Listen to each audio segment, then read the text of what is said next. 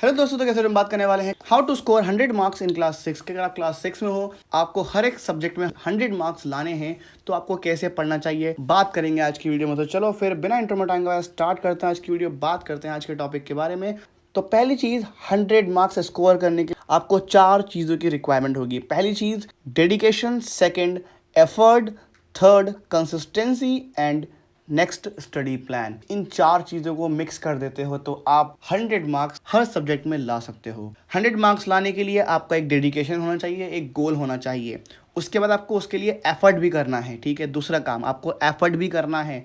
उसके बाद तीसरा काम, कंसिस्टेंट रहना है आपको कि रोज़ स्टडी करनी है। और जो स्टडी कर रहे हो उसका एक प्लान भी होना चाहिए आपके पास। तो अगर ये 4 चीज़ें आपके पास होंगी तो आप 100 मार्क्स आराम से ला सकते हो। उसके साथ साथ आपको कुछ चीज़ें और ध्यान देनी है, जैसे कि पहली चीज़ हम बात कर लेते हैं, वो है अटेंड ऑल द क्लासेस।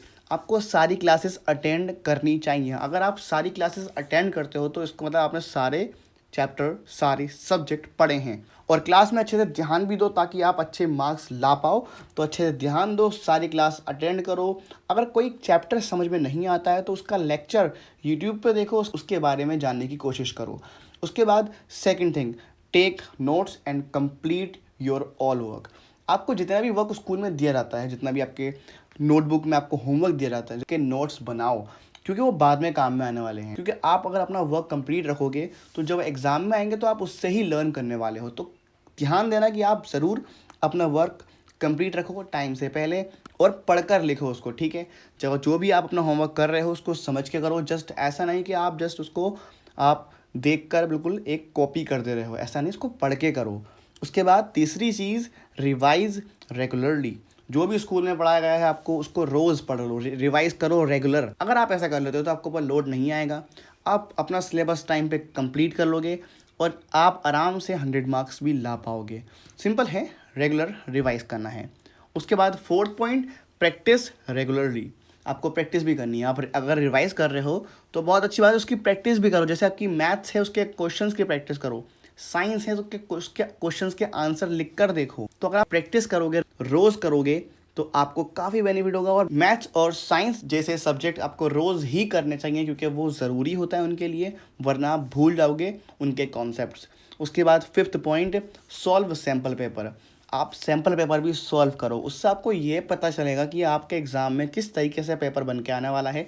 तो ये ज़रूर ध्यान दो कि पेपर आपके पास कोई से भी ईयर का हो सकता है, आप ऑनलाइन ढूंढ सकते हो या फिर आप हाफ ईयरली के पेपर्स या फाइनल के पेपर कोई भी सॉल्व कर सकते हो। उसका पैटर्न सेम ही रहता है और प्रीवियस ईयर क्वेश्चंस में से क्वेश्चंस रिपीट भी होते हैं, तो काफ़ी आपको बेनिफिट करेगा।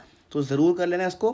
उसके बाद 6 point, ask for help. Hesitate मत होइए। अगर आपके स्कूल में आपको कुछ पढ़ाया जाता है तो टीचर से पूछिए उसके बारे में। आप क्वेश्चन पूछिए, अपने पेरेंट्स से पूछिए, अपने फ्रेंड से पूछिए, अपने सीनियर से पूछिए, क्योंकि अगर आप जितना पूछोगे उतना ही आपके डाउट क्लियर होंगे, ठीक। तो इसलिए ज़रूर अपने टीचर से हेल्प लीजिए। अगर आप अभी हेल्प नहीं लोगे तो आगे वो चीज़ आपको प्रॉब्लम करेगी, क्योंकि आपको वो चीज़ नहीं आती होगी और फिर आप पूछ भी नहीं पाओगे, ठीक।